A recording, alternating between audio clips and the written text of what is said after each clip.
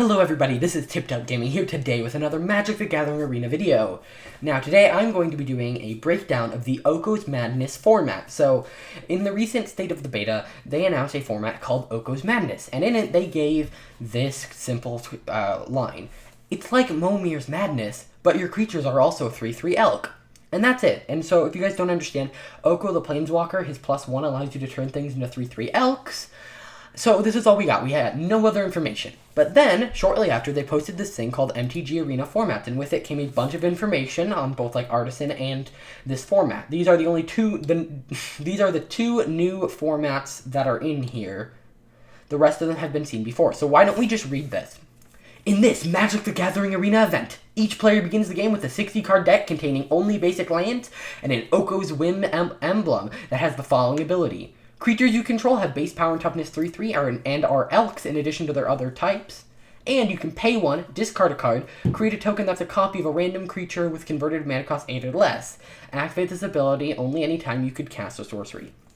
So, for those of you who don't know what Momir's Madness is, it's basically, you get an emblem, your deck is completely land, and you get an emblem that says, pay X, discard a card, basically create a token that is a copy of a random creature in the game that has that converted mana cost. So if you paid 1, you could get land, or else you could get, really anything that costs 1 CMC that's a creature. Now this is basically, they made it sound like it was the same, but this is actually very different. For instance, in this format, you can pay 1 mana and discard a card to create a token that's a copy of a random creature with CMC 8 or less. So technically, at the very beginning, your opponent could pay 1, and let's say get a Land of Wilds, which in this case would be a 3/3 elk. They still have their abilities. That's why this isn't just 3/3 against 3/3.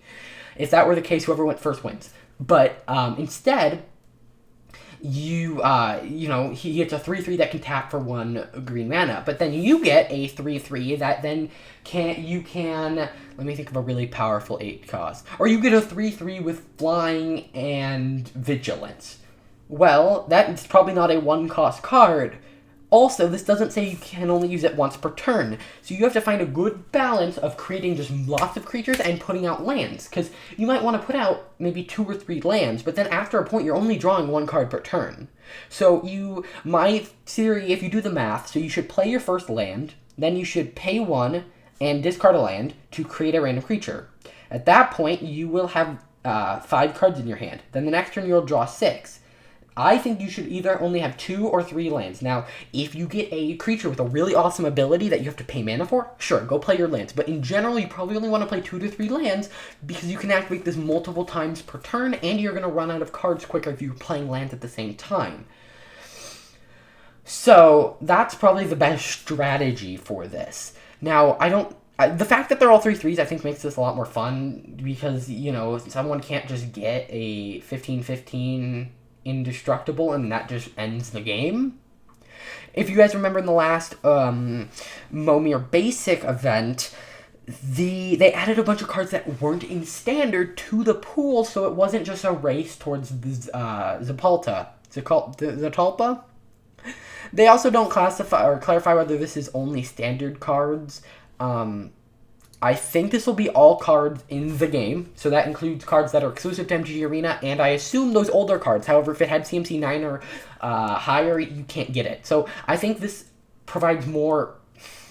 I don't know if this is more fair, because you could pay 1 and get an 8 CMC creature while your opponent gets 1, versus before at least you got the same CMC level of creature, while they weren't always the same power level, because some required, some cards are just bad, or some cards are better, and they're only when you have instants and sorceries, or, something like that.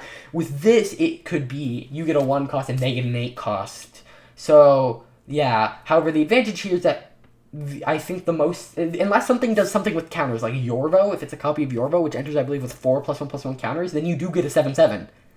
And it has the ability. So anything that enters the battlefield with counters or can put counters on itself will be very powerful because, well, if you have something with either first strike or a counter on it, that beats every other creature your opponent has.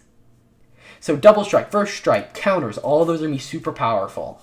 Of course, the most powerful thing is probably that thing that says creatures can't attack you, but I'm not sure how much that costs. So, yeah, so there isn't too much strategy to this besides how many lands you should play because, well, you don't get to build the deck. So I can't tell you what type of decks you're going to see because you're going to see decks that are 100% land. So that's it for this video. I hope you guys enjoyed it. I know this has been a short one, but I thought it'd be interesting to take a look at the event, and this article was kind of hidden within the news section, so a lot of people may not have seen this. So I hope you guys enjoyed the video. If you did, hit that like button, subscribe, and I'll see you guys in the next one. Bye.